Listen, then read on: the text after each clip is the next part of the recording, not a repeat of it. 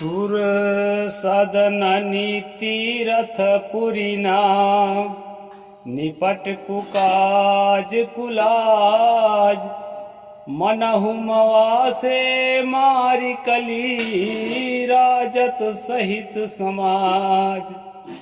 नमस्कार दोस्तों, मैं अविनाश दास रेशनल कबीर यूट्यूब चैनल में आप सबका हार्दिक स्वागत करता हूं।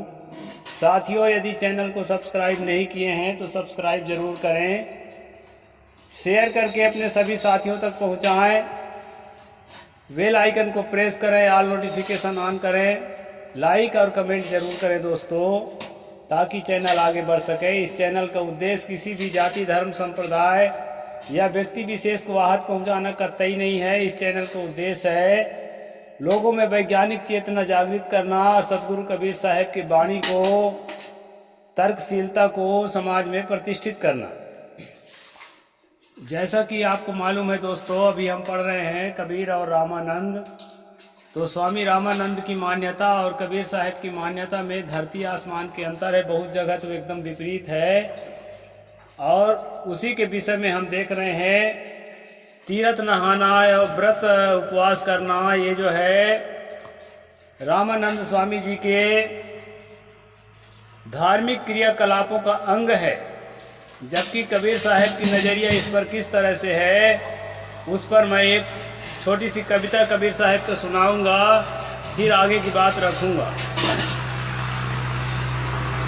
चली है कुल बोरनी गंगा नहाए, चली है कुल बोरनी गंगा नहाए, सतुआ कराइन बहुरी भुजाइन, घूंघट के ओटे मसकत जाए, गठरी बांधिन मोटरी बांधिन, खसम के मूड़े दीन धराए, बिछिया पहिरिने वहुटा पहिरिन, लात खसम के मारिन धाए, गंगा नहाइन जमुना नहाइन, नौ मन मैल ही लिहिन चढ़ाए, 5-25 के धक्का खाइन, घरहू की पूंजी आई गंवाए, कहे कबीर करू हेत गुरु से, नहीं तुर मुक्ति जाए न साए।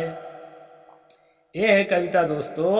सदगुरु ने कहा कि सब कुछ को डुबाने वाले, अपने आप को निम्न कुल बनाने वाले, कुल डुबाने वाले, ऐसी महिलाएं जो है गंगा नहाने के लिए चल रही है। उसी के यहाँ जो है सतुआ रख लिए हैं। जानते हैं बिहार में भी सतुआ चलता है, यूपी में भी चलता है, छत्तीसगढ़ में कम है इसकी परंपरा। और जो है भौरी भुजाते हैं, और घूंघट के ओट जो है अच्छा घूंघट काट के और उसको चबाते चबाते चल रही है। उसका वर्णन यहाँ किया है दोस्तों। देहात के लोग कैसे गंगा नहाने जाते हैं, और गठरी मोटरी बांध के और खसम के मूड में पकड़ा देते हैं अपने पति को।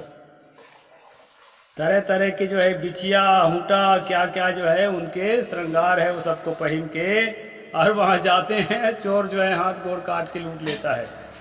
गंगा नहाइन जमुना नहाइन, और 9 मन मैल जो है और ऊपर से लाद के चले आए। मानी सतगुरु कबीर साहब कहते हैं कि तीर्थ जाने में पाप ही होता है, पाप ही बढ़ता है, मनोविकार ही बढ़ता है, मन में उलझन ही बढ़ती है, इससे कोई फायदा वायदा नहीं होता है। 5-25 के धक्का खाए और जो है अपने 2-4 पैसा रखा रहा, कमा धमा के उसको भी बर्बाद करके चले आए। और ये सब मानसिक गुलामी है, मन से अधीन है नकली धर्म के प्रति। इस अधीनता को तभी आप मिटा पाओगे। यहाँ सतगुरु ने कहता है, कहें कबीर हेत कर गुरु से, नहीं तो मुक्ति जाए न साए। जो तुम्हें मोक्ष मिलने का संभावना है और जो तुम्हें वर्तमान में मानसिक गुलामी से बचने की संभावना है, वो तुम्हारा नष्ट हो जाएगा अगर इसी तरह से करते रहे तो। यहाँ इस प्रकार इस कविता का अर्थ है दोस्तों। सतगुरु कबीर साहब ने कहा। अब हम विधिवत आज के स्ट्रीम को मैं आपके सामने रख रहा हूँ। जीवों को पीड़ा मत दो, जीव हत्या का बदला करोड़ों हीरा का दान अथवा तीर्थ दर्शन के चुकाने से नहीं है।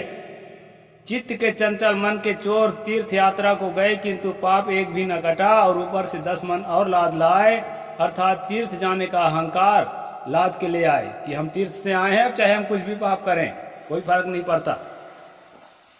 ऐसे लोगों के लिए तीर्थ विष की लता बन गई है। लोगों ने अपना मूल जमा धन खो दिया, अर्थात बेशकीमती जीवन विकारों में खो दिया, और विवेकवान हलाहल अर्थात विष पान करेगा।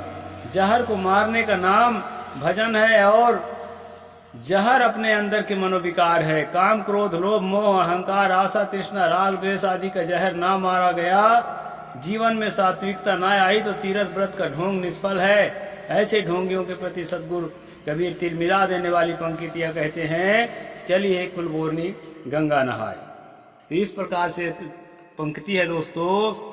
कबीर साहब ने कहा कि कहा तो कहा 100 साल बाद जन्मे पक्के सगुणवादी और तीर्थ मूर्तियों की पूजा करने वाले उपासक गोस्वामी तुलसीदास से भी तीर्थपुरियों की भ्रष्टाचार न देखा गया। तब वो बोल पड़े, सुर सदननी तीर्थ पुरन निपट कुकाज कुलाज मनहु मवा से मार कली राजत सहित समाज। इस प्रकार से तीर्थ का खंडन जो है स्वयं तीर्थवादी गोस्वामी जी ने भी किया है। तीर्थों के पंडे पुजारी तथा कथित धर्म शास्त्रों पुराणों के लेखक को मोटी मोटी रिश्वत दे करके, जो पुराण लिख रहे थे, धर्म ग्रंथ लिख रहे थे, उनको मोटी मोटी पैसा देकर, रिश्वत दे करके तीर्थों की महिमा लिखाया गया है दोस्तों, ताकि उनका बाजार चलता रहे। अब ये जो है एक षड्यंत्रपूर्ण साजिशपूर्ण धंधा है, इसको आपको समझना चाहिए। तीर्थ व्रत जो है धंधा है। अब इसको जो है रिश्वत दे करके इसकी महिमा धर्म ग्रंथों में लिखाई गई है। यहाँ तक प्रचलित किया गया कि यदि तीर्थ में आत्महत्या भी कोई करे तो वह निसंदेह वैकुंठ जाता है। 4 खानी में जितने जीव अयोध्या में हैं वह सब शरीर त्याग कर मोक्ष गति पाते हैं। काशी के मरने का बड़ा प्रचार किया गया था। काशी करवट एक ऐसा स्थान है जहाँ यात्री लोग आत्महत्या करते थे। यह अंग्रेज सरकार कानून के द्वारा बंद न करवाती तो शायद आज तक चलता रहता।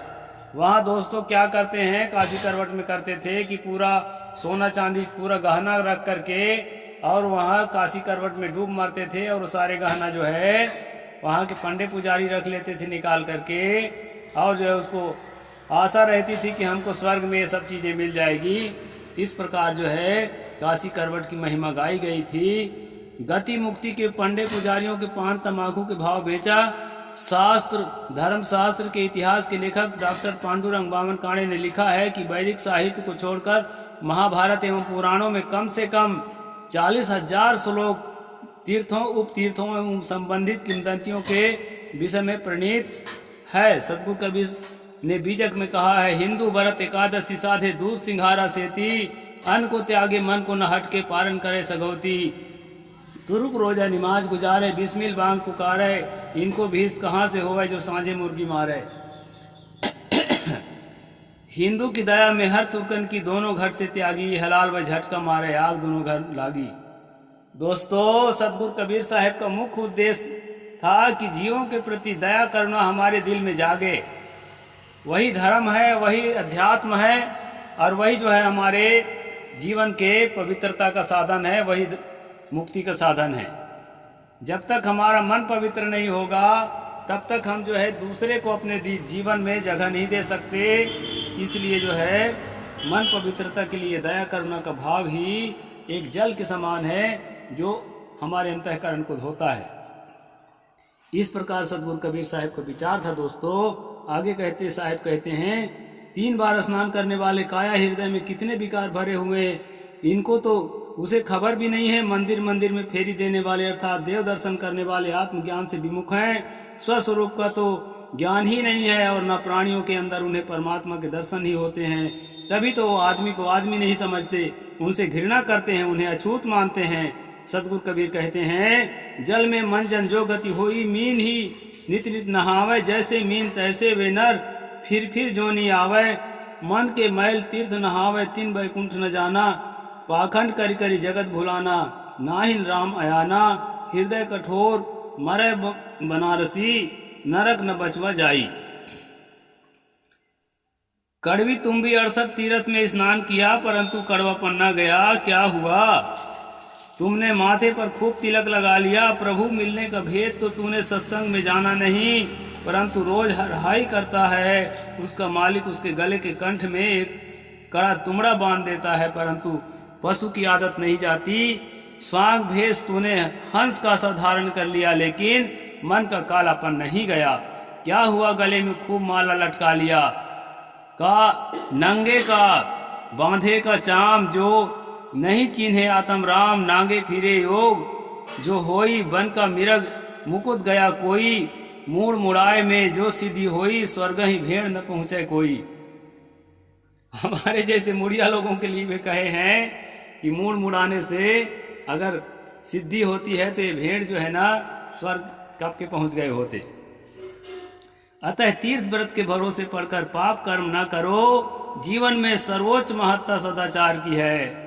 ऐसा दोस्तों यहाँ सतगुरु कबीर साहब ने बताया है कि जीवन का निर्माण जीवन की पवित्रता से है, और जीवन की पवित्रता दया करुणा परोपकार से है। जीवन की पवित्रता किसी तीर्थ मूर्त में नहाने से, किसी मूर्त के सामने अर्चना वंदना करने से जीवन की पवित्रता संभव नहीं है। जीवन की पवित्रता हमारे अंदर, हमारे मन के जो पवित्र भाव हैं, और जब पवित्र भाव हमारे अंदर पैदा होता है दोस्तों, तो हम मनुष्यों से प्रेम करते हैं, प्राणियों से प्रेम करते हैं, किसी से घृणा नहीं करते, और जो है समता के साथ, बंधुता के साथ, न्याय के साथ व्यवहार करते हैं, और देश की उन्नति के लिए भागीदारी बनते हैं, और अपने जीवन में सुख शांति को जो है हम स्थापित कर पाते हैं, और वही सुख शांति हम समाज में स्थापित कर पाते हैं।